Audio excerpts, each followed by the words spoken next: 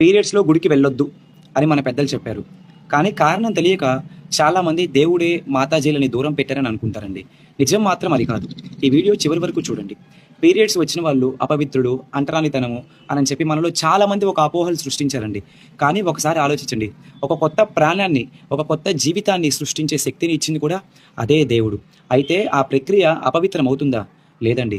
అసలు కారణం ఏంటంటే, ఆ ఎక్సెసివ్ బ్లడ్ లాస్ వల్ల మాతాజీలు ఆ కొద్దిగా అసౌకర్యాన్ని ఫీల్ అవుతారు అనని. అది కాక పూర్వకాలంలో నేటిలాగా శానిటరీ ప్యాడ్స్ కానీ, వెహికల్స్ కానీ, మెడిసిన్స్ కానీ ఇవేమీ లేకపోవటం వల్ల అండి. అంతే తప్ప పీరియడ్స్ అంటే అంటరానితనం కాదు. ఇది ఒక వరము కూడా. దేవాలయాలకి ఎందుకు వెళ్ళవద్దంటారంటే, ఆ టైంలో ఉండేటువంటి ఆ పెయిన్ వల్ల, మూడ్ స్వింగ్స్ వల్ల మాతాజీలు ఎక్కువగా చాలా లో ఫీల్ అయిపోతారనమాట.